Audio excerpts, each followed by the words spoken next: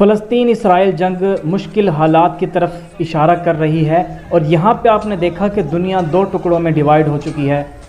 آدھی دنیا کی سپر پاورز جو ہیں وہ اسرائیل کا ساتھ دے رہی ہیں، تو اسی طرح سے آدھی سپر پاورز اس وقت فلسطین کے ساتھ ہیں۔ ہندوستان کی طرف سے ایک بیان آیا تھا جس میں کہا گیا تھا کہ ہم اسرائیل کے ساتھ ہیں۔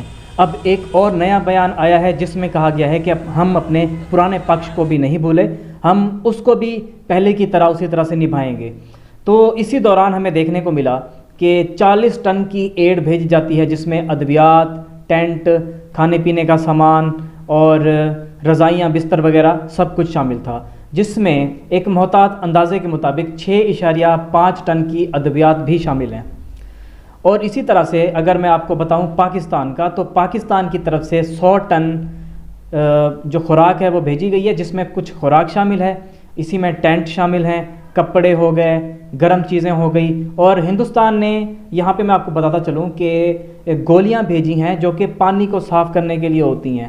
اب یہاں پہ میں آپ کو ایک اور بات بتاتا چلوں کہ جب پانی ہی نہیں ہے، گولیوں نے وہاں پہ کیا کام کرنا ہے؟ اسی طرح سے جو اب اکثریت ہے، جو زیادہ تر لوگ ہیں، وہ فلسطین کا ساتھ دینے کو تیار ہو چکے ہیں، جب انہوں نے دیکھا کہ ٹویٹر کے اوپر، جس کو اب ایکس کہا جاتا ہے، یہاں پہ ڈیفرنٹ ویڈیوز آ رہی ہیں، اور ایک ہاسپٹل کے اوپر حملہ کیا گیا تھا، شاید آپ کو یاد ہوگا، الاہلی ہاسپٹل کے نام سے اس ہاسپٹل کا نام ہے، اس کے اوپر جب میزائل گرائے گئے تو تقریباً 500 سے زیادہ لوگ بتائے جا رہے تھے کہ جن کی اموات ہوئی ہیں۔ اور اسی طرح سے جب میری وہاں کے لوکل لوگوں سے بات ہوئی تو انہوں نے مجھے بتایا کہ 500 نہیں بلکہ تقریباً 1000 سے زیادہ لوگ شامل ہیں جن کی وہاں پہ ڈیتھ ہوئی ہے، جن کی وہاں پہ شہادتیں ہوئی ہیں۔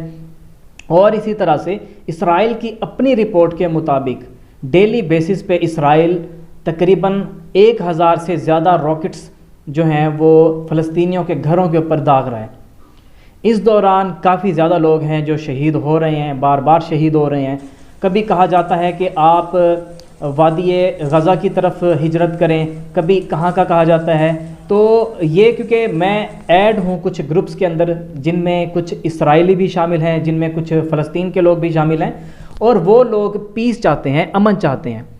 آپ کو شاید اس بات کا پتہ ہوگا کہ اسرائیل کے کچھ جوئش لوگ ہیں جو چاہتے ہیں کہ یہ جو اسرائیل کی طرف سے بمباری کی جا رہی ہے، یہ فلسطین کے جو بے قصور لوگ ہیں ان کے اوپر نہ کی جائے۔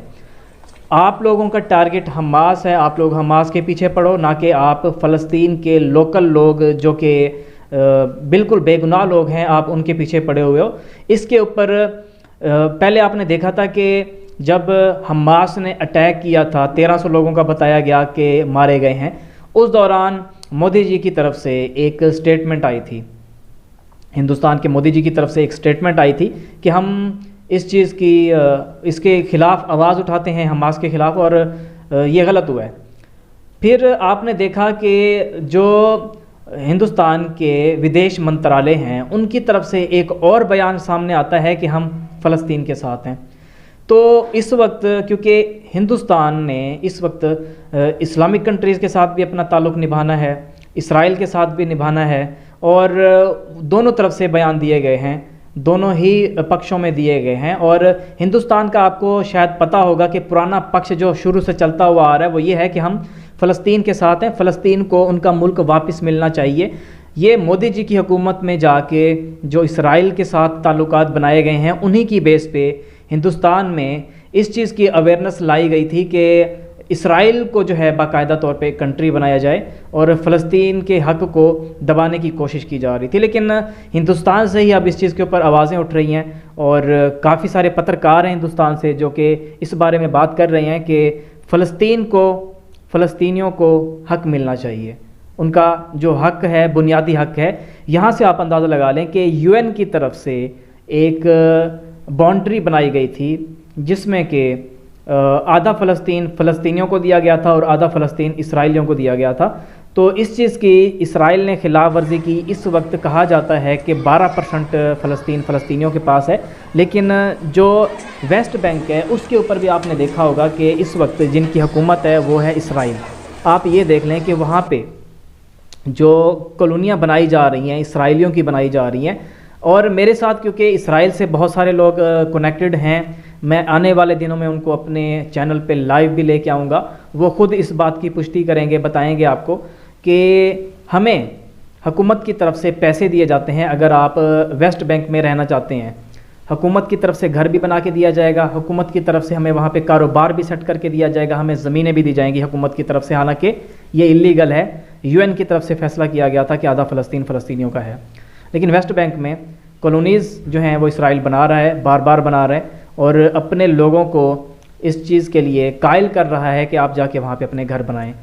آپ کو میں یہ بتاتا چلوں کہ یہ جو جنگ جاری ہوئی ہے, یہ جو شروع ہوئی ہے اس وقت, اس کے نتائج ورلڈ وار 3 کی طرف جا سکتے ہیں. اب یہاں پہ بات ہوتی ہے, اگر ہم دیکھتے ہیں کہ اسرائیل کے ساتھ کون ہے, یو کے اسرائیل کے ساتھ ہے, اس کے بعد یونائٹڈ اسٹیٹ امریکہ جس کو ہم کہتے ہیں وہ بھی اسرائیل کے ساتھ ہے, اور کچھ مزید کنٹریز جو کہ کافی پاور رکھتے ہیں جن میں جرمنی بھی شامل ہے, وہ بھی اسرائیل کے ساتھ ہیں.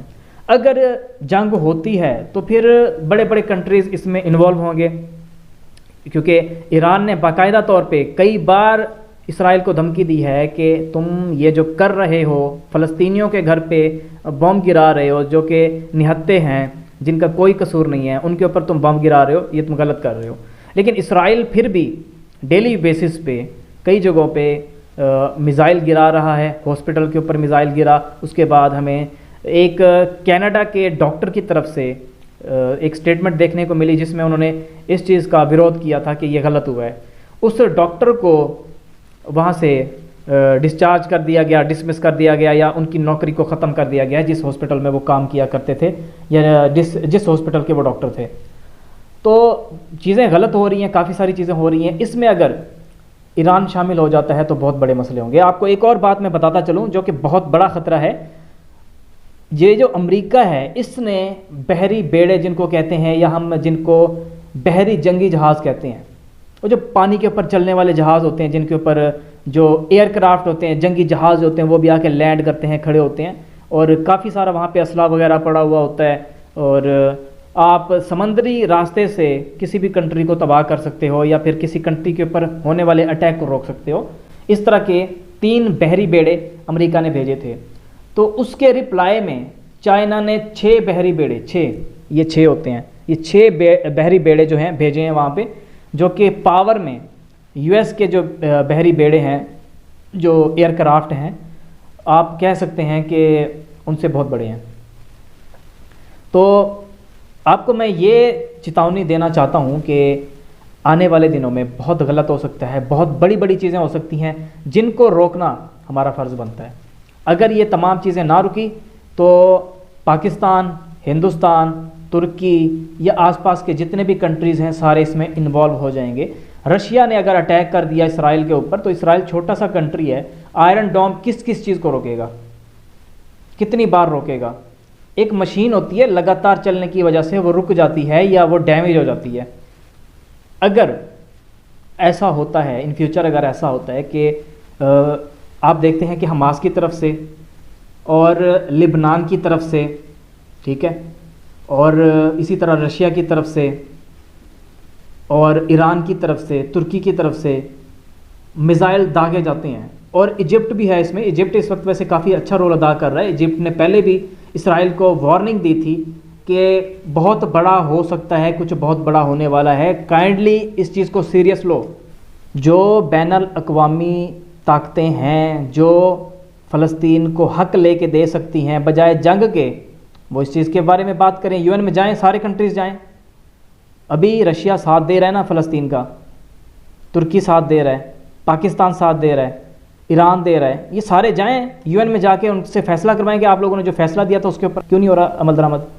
ہوگا, کیوں نہیں ہوگا؟ یہ لوگ سٹینڈ نہیں لے رہے تھے. اور ابھی اگر جنگ ہوتی ہے تو ورلڈ وار 3 ہوگی. بہت زیادہ کنٹریز اس وقت سپر پاور ہیں, ان کے پاس اگر اٹامک بامب ہیں تو ساتھ میں ان کے پاس کیمیکل ویپنز بھی ہیں. کیمیکل ویپن میں کیا ہوتا ہے, یہاں پہ آ کے بامب گرے گا, آگ نہیں لگے گی, گیس پھیلے گی, ایسی گیس ہوگی جو میرے جسم کے اوپر بیماریاں پیدا کر دے گی, اور ایسی بیماریاں جن کی وجہ سے میں نہ مر پاؤں گا نہ میں جی پاؤں گا. ہلوں گا تو درد ہوگا, چل نہیں پاؤں گا, بیٹھے بیٹھے 3-4 دن میں ڈیتھ ہوگی. اس طرح کی کیمیکل ویپنز آئے ہوئے ہیں جو دردناک موت دیتے ہیں. یہ چیزیں ہوں گی. پھر پچھلی ورلڈ وار جو ہوتی رہی ہے، ورلڈ وار 1 ہو گئی، ورلڈ وار 2 ہوگی، اس میں اتنا کچھ خاص آپ کہہ سکتے ہیں کہ اموات نہیں ہوتی جتنا اب ہوں گی. اگر دنیا کی آبادی 7 ارب سے 8 ارب ہے تو یہ 1 ارب تک رہ جائے گی. میکسیمم یہی ہوگا کہ 1 ارب تک شاید رہ پائے یا اس سے بھی کم. بھئی ہر کنٹری نے انوالو ہو جانا ہے. جو انوالو نہیں ہوں گے ان کو پھر وہ جنگ کا میدان بنا دیں گے کہ چلو بھئی یہ کنٹری اس کے ساتھ نہیں ہے، یہ کنٹری اس کے ساتھ نہیں ہے، چلو یہاں پہ ہم جا کے جنگ کرتے ہیں. کچھ بھی ہوگا. یہاں پہ UN کو اپنا جو فریضہ ادا کرنا بنتا ہے وہ ادا کرنا چاہیے، نہ کہ چپ کر کے بیٹھے رہیں.